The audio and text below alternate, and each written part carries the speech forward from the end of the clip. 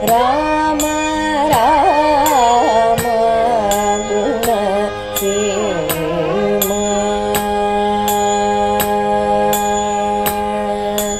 ರಾಮ ರಾಮ ಗುಣ ಸೇಮ. ಶ್ರೀಮತೆ ರಾಮಾನುಜಾಯ ನಮಃ. ಕೂಜಂತಂ ರಾಮರಾಮೇತಿ ಮಧುರಂ ಮಧುರಾಕ್ಷರಂ ಆರುಹ್ಯ ಕವಿತಾ ಶಾಖಾಂ ವಂದೇ ವಾಲ್ಮೀಕಿ ಕೋಕಿಲಂ. ಹೇಮಾದ್ರಿ ನಿಭಗಾತ್ರಾಯ ಸೀತಾಶೋಕ ವಿನಾಶಿನೇ ರಾಮಾಂಘ್ರಿ ಸೇವಕಾಯ ಸ್ಯಾದ್ ಆಂಜನೇಯಾಯ ಮಂಗಳಂ. ಪುಣ್ಯಾಂಭೋಜ ವಿಕಾಸಾಯ ಪಾಪಧ್ವಾಂ ತಕ್ಷಯಾಯ ಚ ಶ್ರೀಮಾನ್ ಆವಿರಭೂದ್ಭೂಮೌ ರಾಮಾನುಜ ದಿವಾಕರಃ. ತಸ್ಮೈ ರಾಮಾನುಜಾರ್ಯಾಯ ನಮಃ ಪರಮಯೋಗಿನೇ ಯಶ್ರುತಿ ಸ್ಮೃತಿಸೂತ್ರಾಣಾಂ ಅಂತರ್ಜರಮಶೀಷಮತ್. ಮಧುವನದಿಂದ ಹೊರಟ ವಾನರ ಸೈನ್ಯ ರಾಮನಲ್ಲಿಗೆ ಬರ್ತಾರೆ. ಎಲ್ಲರೂ ಪರಮಾನಂದ ಸ್ಥಿತಿಯಲ್ಲಿದ್ದಾರೆ. ಹನುಮಂತ ಶ್ರೀರಾಮನಿಗೆ ಸುಗ್ರೀವನಿಗೆ ನಮಸ್ಕರಿಸಿ, ಸ್ವಾಮಿ ದೃಷ್ಟಾಸ್ ದೇವಿ ದೃಷ್ಟಾ ಸೀತಾ, ನಾನು ಸೀತೆಯನ್ನು ಕಂಡೆ ಅನ್ನುವಂಥ ವಿಷಯವನ್ನು ಶ್ರೀರಾಮನಿಗೆ ಹೇಳ್ತಾನೆ. ಸೀತೆ ತನ್ನ ಪವಿತ್ರವಾದಂತಹ ಪಾತಿವ್ರತ ನಿಯಮದಿಂದ ಕೂಡಿ ಕುಶಲವಾಗಿದ್ದಾಳೆ ಅಂತ ಹನುಮಂತ ಹೇಳ್ತಾನೆ. ರಾಮ ಲಕ್ಷ್ಮಣರಿಬ್ಬರಿಗೂ ಒಂದು ರೀತಿ ನೆಮ್ಮದಿಯ ಸಿಗುತ್ತೆ. ಈ ಅಲ್ಲಿಂದ ವಾನರರೆಲ್ಲ ಬಂದ್ರಲ್ಲ ಒಬ್ಬೊಬ್ಬರಾಗಿ, ಅವರು ಆ ಮಲೆಯ ಪರ್ವತದಲ್ಲೇ ಹನುಮಂತ ಹೇಳಿದ್ದೆಲ್ಲ ಕೇಳಿಸ್ಕೊಂಡಿದ್ದಾರೆ.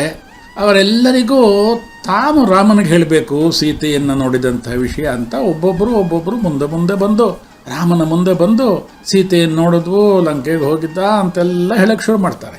ಆಗ ರಾಮ ಹನುಮಂತನನ್ನು ಕುರಿತು, ವಾನರ ಶ್ರೇಷ್ಠ, ನೀನು ಎಲ್ಲ ವೃತ್ತಾಂತಗಳನ್ನು ನನಗೆ ತಿಳಿಸು ಅಂತ ಹೇಳ್ತಾನೆ. ಆಗ ವಾಯುಪುತ್ರನಾದಂತಹ ಹನುಮಂತ ಸೀತೆ ಇರುವ ದಿಕ್ಕಿಗೆ ನಮಸ್ಕರಿಸ್ತಾನೆ. ರಾಮ ಲಕ್ಷ್ಮಣರಿಗೆ ಸುಗ್ರೀವರಿಗೆ ನಮಸ್ಕರಿಸ್ತಾನೆ. ವಿವರವಾಗಿ ಎಲ್ಲ ಸಂಗತಿಗಳನ್ನು ರಾಮನಿಗೆ ತಿಳಿಸ್ತಾನೆ.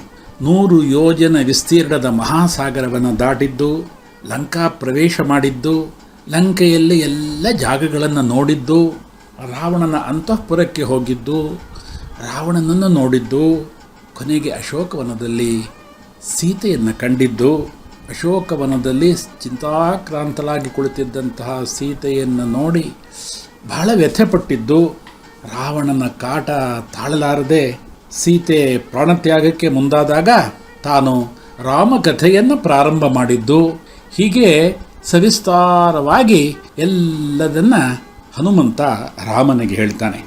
ಆಮೇಲೆ ಸೀತೆ ಕೊಟ್ಟಂತಹ ಚೂಡಾಮಣಿಯನ್ನು ರಾಮನಿಗೆ ಅರ್ಪಿಸ್ತಾನೆ. ಆ ಚೂಡಾಮಣಿ ನೋಡಿದ ತಕ್ಷಣ ರಾಮನಿಗೆ ದುಃಖ ಉಮ್ಮಳಿಸಿ ಬಂತು. ಎಲ್ಲ ನೆನಪಾಯಿತು. ಸೀತಾ ಕಲ್ಯಾಣದಿಂದ ಪ್ರಾರಂಭವಾಗಿ ಅನೇಕ ಘಟನೆಗಳೆಲ್ಲ ರಾಮನಿಗೆ ನೆನಪಾಯಿತು. ಅದನ್ನು ತನ್ನ ಎದೆ ಮೇಲೆ ಇಟ್ಕೊಳ್ತಾನೆ. ಮತ್ತಷ್ಟು ದುಃಖ ಪಡ್ತಾನೆ. ಆಗ ಹನುಮಂತ ಹೇಳ್ತಾನೆ, ಸ್ವಾಮಿ ನೀವು ದುಃಖ ಪಡಬೇಡಿ, ನಾನು ಸೀತೆಗೆ ಭರವಸೆ ಕೊಟ್ಟಿದ್ದೇನೆ.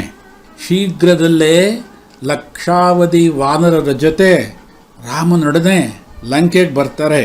ಶೀಘ್ರಾತಿ ಶೀಘ್ರ ಈ ಲಂಕೆಗೆ ಲಗ್ಗೆ ಹಾಕಿ ರಾಕ್ಷಸರನ್ನೆಲ್ಲ ಸಂಹಾರ ಮಾಡ್ತೀವಿ.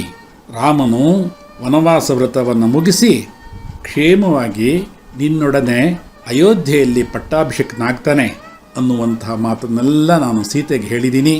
ಸೀತೆ ಸಮಾಧಾನದಿಂದಿದ್ದಾಳೆ ಅನ್ನುವ ಮಾತನ್ನು ಹನುಮಂತ ಹೇಳ್ತಾನೆ. ಪ್ರಭು, ಸೀತೆ ಹೇಳಿದ್ಲು, ನೋಡು ಇನ್ನೊಂದು ತಿಂಗಳು ಬಾಕಿ ಇದೆ, ನೀನು ರಾಮನಿಗೆ ಹೇಳು 1 ತಿಂಗಳಿನಲ್ಲಿ ಲಂಕೆಗೆ ಬಂದು ನನ್ನನ್ನು ಬಿಡಿಸ್ಕೊಳ್ಳಿ. ಲಕ್ಷ್ಮಣನಿಗೆ ತುಂಬ ವಿಚಾರಿಸಿದಾಗ ಹೇಳು, ಅಸಂಖ್ಯ ವಾನರರೊಡನೆ ಇಲ್ಲಿಗೆ ಬಂದು ಈ ರಾಕ್ಷಸರನ್ನೆಲ್ಲ ಸಂಹಾರ ಮಾಡಿ ನನ್ನನ್ನು ಕರ್ಕೊಂಡು ಹೋಗಲಿ ಅಂತ ಸೀತಾಮಾತೆ ಹನುಮಂತನಲ್ಲಿ ಹೇಳ್ತಾಳೆ. ಈ ಎಲ್ಲ ವಿಷಯವನ್ನು ಸವಿಸ್ತಾರವಾಗಿ ಹನುಮಂತ ರಾಮ ಲಕ್ಷ್ಮಣರು ಸುಗ್ರೀವರಿಗೆ ಹೇಳ್ತಾರೆ. ಎಲ್ಲರೂ ಅಂದದಿಂದ ಇದ್ದಾರೆ. ಇದೀಗ ಸುಂದರಕಾಂಡ ಮಂಗಳಮಯವಾಗಿ ಪೂರ್ತಿಯಾಗ್ತಾ ಇದೆ. ಪ್ರಾರಂಭದಿಂದ ಕೊನೆಯವರೆಗೆ ಅದೆಷ್ಟು ಸುಂದರ ಸಂಗತಿಗಳು. ಆ ಪ್ರಭು ರಾಮಚಂದ್ರನ ಆ ಮನೋಹರವಾದಂತಹ ಆ ದಿವ್ಯ ಶರೀರದ ವರ್ಣನೆ, ಸೀತಾಮಾತೆಯ ವರ್ಣನೆ, ಸೀತಾಮಾತೆಯ ಆ ಒಂದು ಸ್ಥಿತಿ ಎಲ್ಲದನ್ನು ನಾವು ಕೇಳಿದ್ದೇವೆ. ಹನುಮಂತ ಈ ಸುಂದರಕಾಂಡದಲ್ಲಿ ಆಚಾರ್ಯನ ಕರ್ತವ್ಯವನ್ನು ಚೆನ್ನಾಗಿ ನಿರ್ವಹಿಸಿದ. ಜೀವಾತ್ಮನಾದಂತಹ ಸೀತೆಗೆ ಪರಮಾತ್ಮನಾದ ಶ್ರೀರಾಮನ ಅನುಗ್ರಹ ತಲುಪಿಸಿದ. ಉಂಗುರದ ಮೂಲಕ ತಿರುಮಂತ್ರವನ್ನು ಸೀತೆಗೆ ನೀಡಿದ.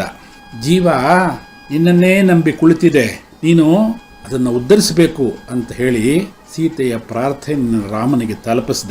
ಸದಾ ರಾಮನನ್ನೇ ಪ್ರಾರ್ಥನೆ ಮಾಡ್ತಾ ಇರುವಂತಹ ಸೀತೆ ಹೇಗೆ ಅನವರತ ಶ್ರೀರಾಮನನ್ನೇ ಚಿಂತಿಸ್ತಾ ಇರ್ತಾರೋ ಹಾಗೆ ನಾವುಗಳೆಲ್ಲ ಭಗವಂತನನ್ನೇ ಸದಾ ಚಿಂತಿಸ್ತಾ ಇದ್ದರೆ ಭಗವಂತ ನಮಗೆ ಅನುಗ್ರಹ ಮಾಡ್ತಾನೆ. ಜೀವಾತ್ಮ ಪರಮಾತ್ಮರನ್ನು ಸೇರಿಸುವುದು ಆಚಾರ್ಯನ ಕೆಲಸ. ಈ ಕಾಂಡದಲ್ಲಿ ಸೀತಾರಾಮರ ಮಾನಸಿಕವಾಗಿ ಅವರಿಬ್ಬರು ಸೇರಿದ್ರು. ಅದಕ್ಕೆ ಇದು ಸುಂದರ ಕಾಂಡ ಆಯಿತು. ಜೀವಾತ್ಮ ಪರಮಾತ್ಮರ ಸಂಗಮವೇ ಕಲ್ಯಾಣ, ಅದೇ ಮೋಕ್ಷ. ಸೀತಾರಾಮರನ್ನು ಸೇರಿಸಿದವನು ವಾನರ ಶ್ರೇಷ್ಠನಾದಂತಹ ಹನುಮಂತ ರಾಮನ ಹತ್ತಿರ ಸೀತೆಯ ಬಗ್ಗೆ ಎಲ್ಲ ವಿಷಯಗಳನ್ನು ತಿಳಿಸ್ತಾನೆ.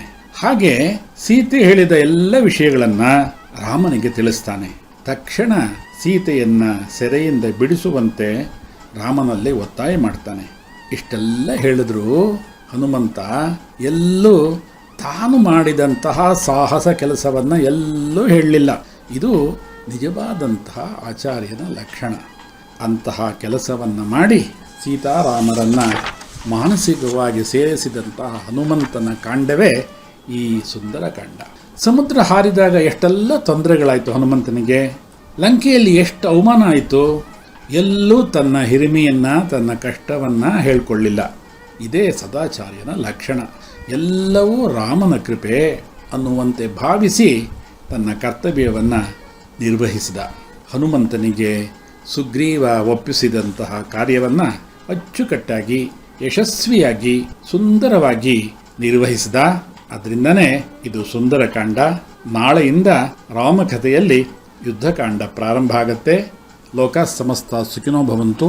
ಶ್ರೀಮತೇ ರಾಮಾನುಜಾಯ ನಮಃ. ಶ್ರೀರಾಮ ರಾಮ